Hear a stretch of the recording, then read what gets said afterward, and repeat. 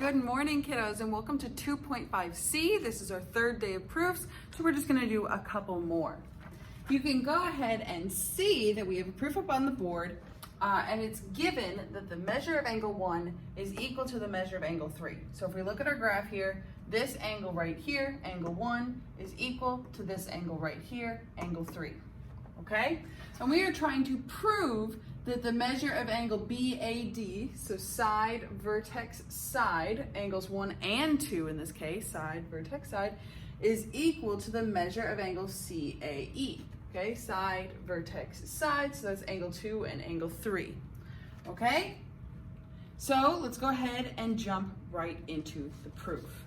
Okay, the first thing that we always want to write in the statement column is what we are given. So here it's going to be that the measure of angle 1 is equal to the measure of angle 3.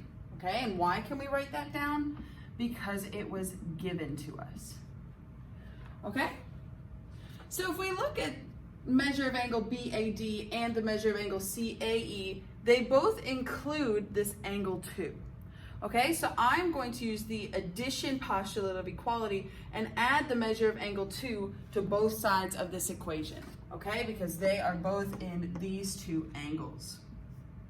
So I'm going to say the measure of angle 1 plus the measure of angle 2 is equal to the measure of angle 3 plus the measure of angle 2. And like I said before, but I'll say it again, what property says that we can add something to both sides of the equation and have it still be equal? That is the addition property of equality. Okay, so now let's go ahead and throw in some names, okay? What is the measure of angle 1 plus the measure of angle 2 when we have names, okay? So the measure of angle 1 is BAC, okay? So let's write BAC instead of the measure of angle 1. So the measure of angle BAC plus angle 2 is CAD, side, vertex, side.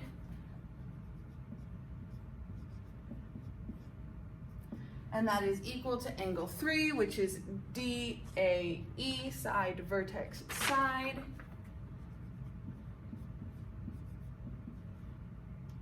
Plus measure of angle 2 again, which again is CAD, side, vertex, side.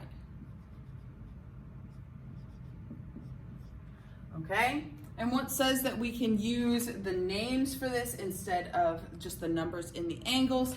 That would be the substitution property.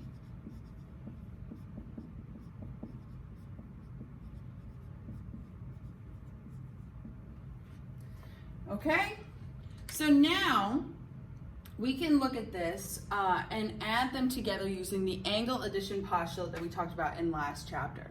Okay, so if we take this first chunk, BAC, side, vertex, side, angle 1, we take this first chunk and we add it to CAD, side, vertex, side, the second chunk, we would get the whole thing. Okay, so BAD, okay, that encompasses both of those angles, so BAD. Measure of angle BAD.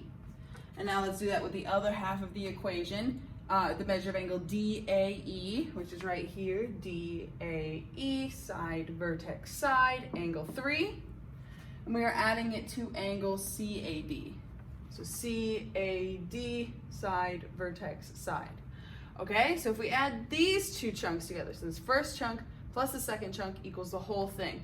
So EAC or CAE. I'm going to do CAE.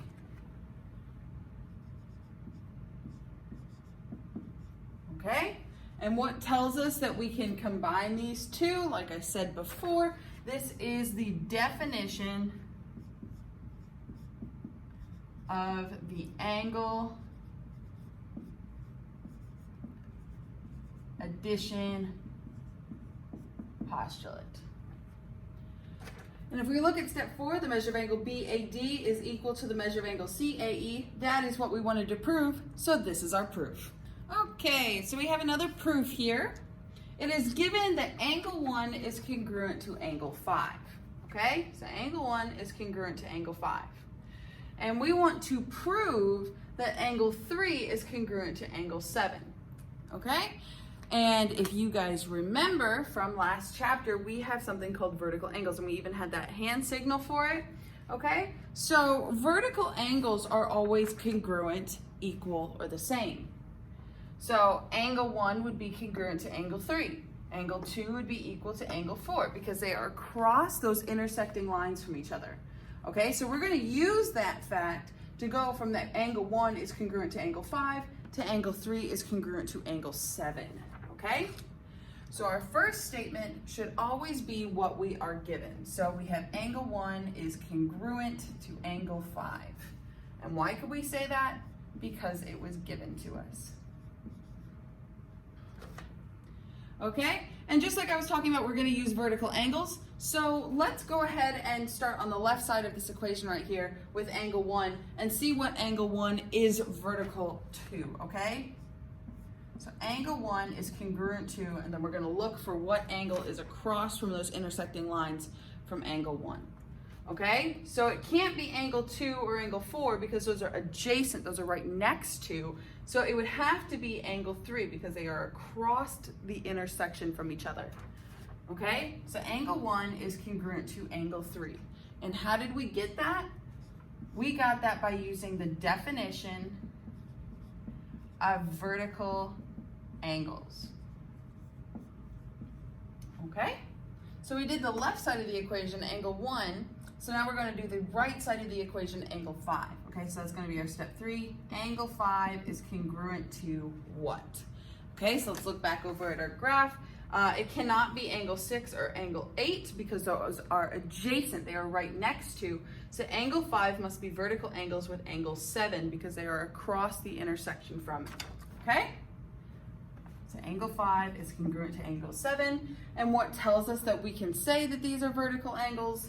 Again, this is the definition of vertical angles. Okay?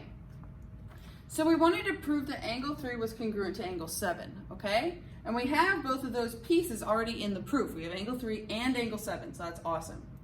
But we want to set them congruent to each other, okay? So I'm going to look at step 1 right here. Angle 1 is congruent to angle 5. And angle 1 is congruent to angle 3. So we could substitute in angle 3 in for angle 1. Same thing with step 3 here. Angle 5 is congruent to angle 1, and angle 5 is also congruent to angle 7.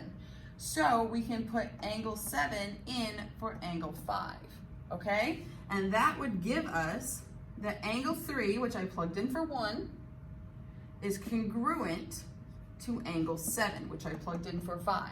So all I did was take the first equation and then use these two definitions of vertical angles to substitute in and get what we wanted to prove. Okay, and then what did I just do? What property says I can? That is the substitution property.